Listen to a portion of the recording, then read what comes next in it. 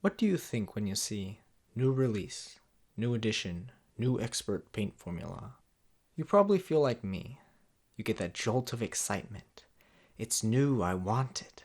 It's gonna be great, it'll fit into my army, I'm so excited, and oh, it'll be so useful, yada yada yada yada. So you order it, and then you have to wait for it. It takes a little bit, you're excited, building up the anticipation, you finally get it, and then you look at it and you're like, oh, this is so great. Then a few weeks pass, you see it a few more times, and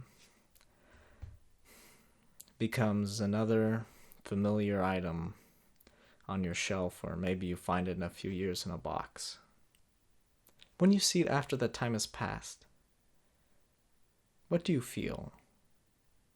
Excitement? Is it the same as you first saw it? Indifference? It's just another thing you own? Or maybe remorse? If you feel like that, maybe we need to talk.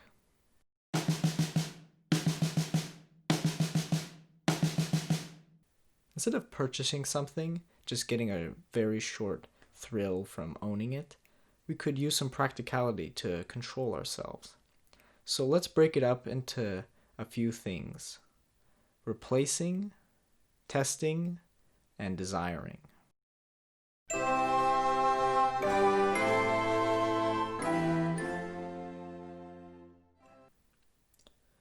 Replacing is pretty straightforward. If you run out of a paint, or a brush has seen its last stroke and something you commonly use, then there's not much else to say. It's just something that's in your everyday wheelhouse.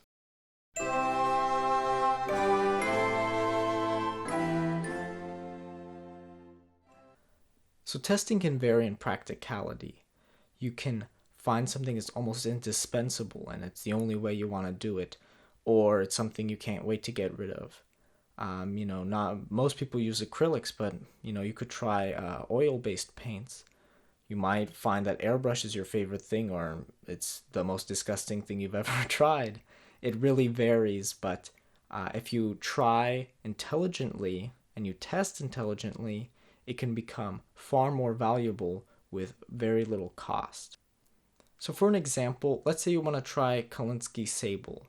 It's a very specific type of hair used for artist brushes, and people consider it some of the best for miniature painting. And you've mainly been using artificial, so you want to give it a shot.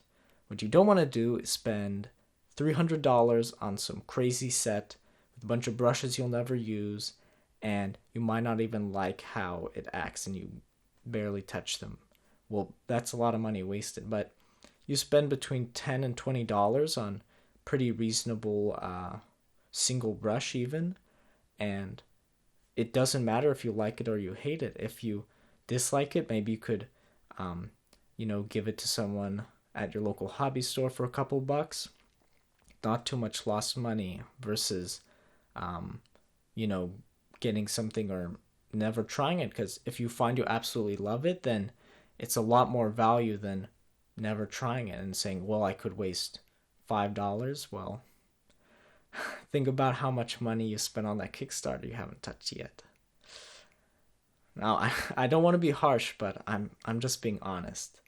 If you think about how much money you've spent and how many models haven't seen the light of day, a few bucks here or there is it's not going to hurt you too much.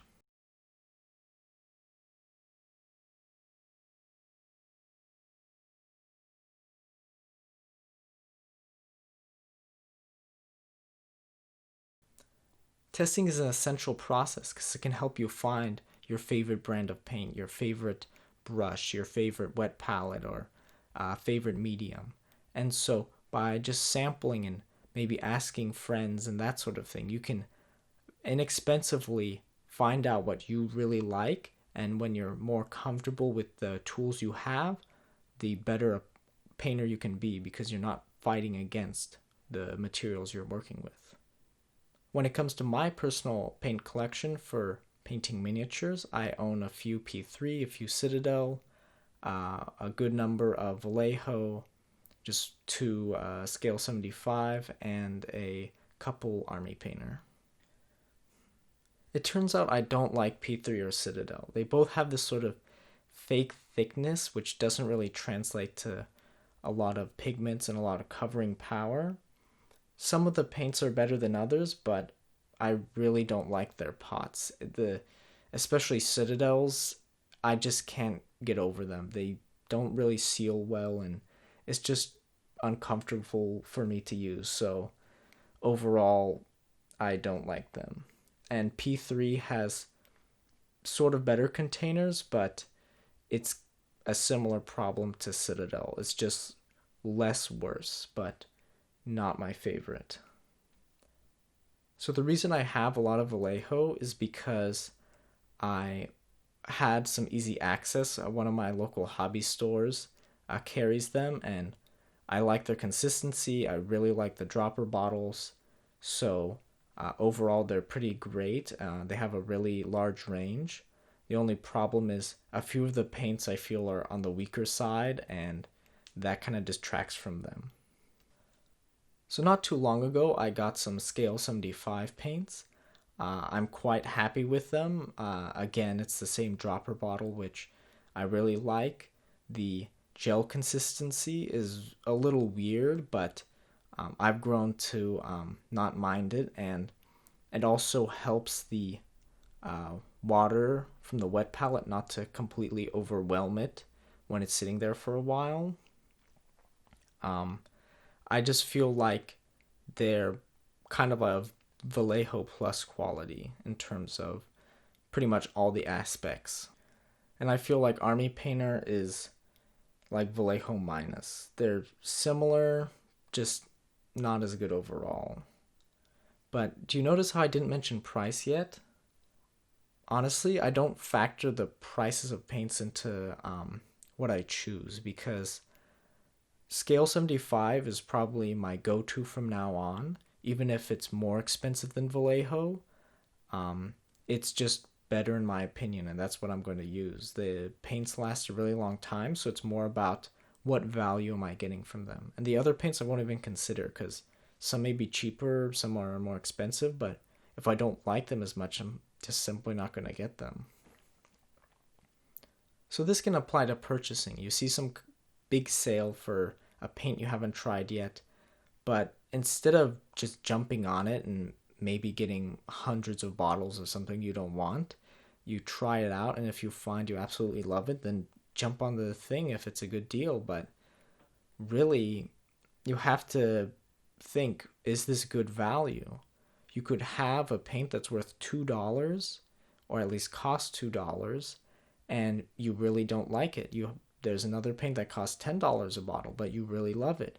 I would choose the more expensive option because I'm getting almost no value out of the one I don't like. I'm getting a lot more value out of the one I do like.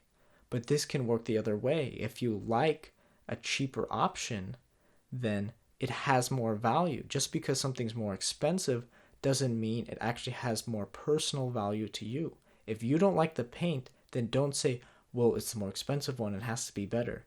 That doesn't really work logically because it's not about the amount of money you have to pay. It's about what am I actually getting? What is the value of the physical paint, not just how much price per liter. It doesn't translate to quality, or at least individual view of quality. Overall, I say test whatever local paints you can get your hands on. If you have a friend that is willing to lend you some paints, you can share each other's paints, then try it out. It's not much cost to you or to them, so it really just helps you learn what's useful. Maybe the certain brands do things in a certain way, and people use 20 different brands to paint a single model. So don't restrict yourself too much, and don't follow what I say by law. You might hate my recommendations. You might think they're nonsense, and that's okay.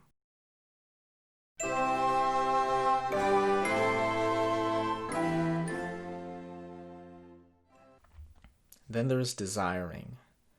So this is where you can spend a lot of money and that's where our kind of collection of junk, our pile of shame, our, whatever little colloquial term you want to use, you get a bunch of stuff that's untouched and may never be touched again.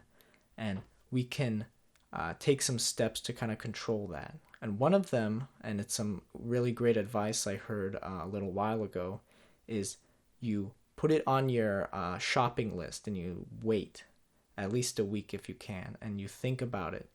And you can keep it out of your mind, you can keep it on your mind, but you kind of just let it rest for a while. And then if you still really want it, then you get it. But if it's something that's fleeting and you're like, nah, I think I can pass on it, or maybe I'll do it later, then, you just save some money right there. But unfortunately, most people, including myself, have made the mistake of just getting a handful of stuff saying, oh, it's cheaper, oh, it's new, and now we have to deal with whatever is sitting in that drawer for a while. So let's start managing it. So let's say you have a pretty big sized pile of shame and you need to work on it. Well, you can split it up into two parts. You have the things you're going to sell because you really have no idea why you bought it, or you have the things that you want to work on. And you can make a pact where you say, for 20 things I sell, I could get one new one, or for 15 things I paint, I get one new one. Or you can make a mix, 10 sold, 10 painted, I get a new one. But when you buy 5 to 10 things, you just got rid of, or completed a lot of old stuff. So that can be really powerful, and you might not even realize it. And another great tool is that it really forces you to think, well, what do I actually want to spend my time on? If you have 2 pieces in the selling pile and 1,000 in the painting pile, you could say, well, I have to paint 15 of these. And you say, why do I have all these World War I German tanks? I would never paint anything. I'll never play that game. Then you might want to start shifting it to the sell pile, and that could help you speed up that process of, cleaning stuff out. But you might be thinking, what's the motivation for getting rid of all my old stuff? Well, I think a lot of people are of the same mind that wouldn't it be nice to have it all sold or completed? And just think about it. You buy something new, there's no backlog. There's nothing distracting you. You can just work on something. If that sounds perfect, you know what to do.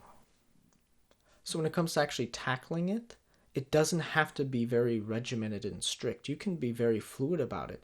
You could prepare 100 models and then you get something new, or you base 50 models, you get something new.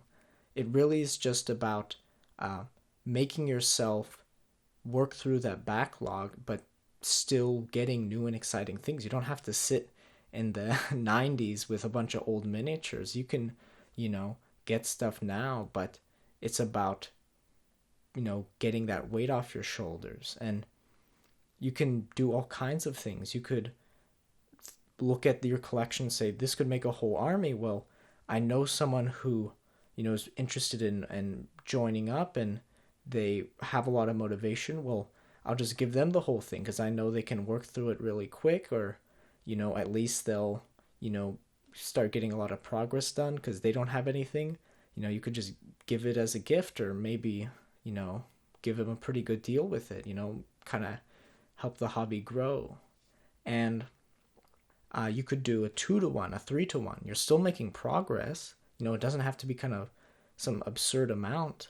If you only have a couple kits on hand, you could do 1-to-1 where you use something you already own, or you sell it or something, or whatnot, and then you can get a new one. And so you have that constant motion where you're not just building up a backlog, you're actively reducing it and controlling it and having a good habit. And that's kind of what this is all about. So for my personal goal, I want to finish all the A Song of Ice and Fire characters I still have left. I have a bunch of old metal kits and some newer metal kits, just a bunch of miniatures. And once I reduce that number down to 15 to 20, I'll, maybe pick up some new Necron kits or something like that. And that seems like a pretty hard line of like 80 models to one or something, but it's more like getting myself to a position where I can actively take in new kits and I don't feel burdened because I have this drawer full of old stuff. So that's kind of the goal there.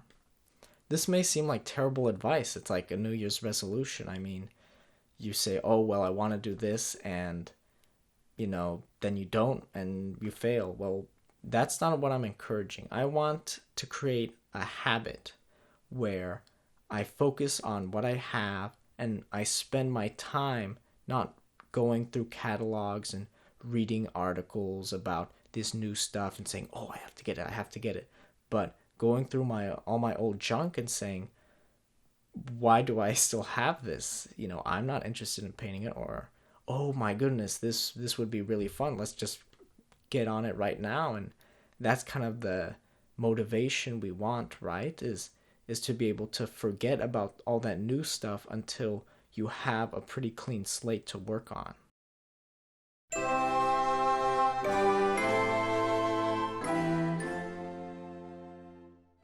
So this video is really about getting rid of distractions and letting all that burden off by working at it instead of letting it sit there.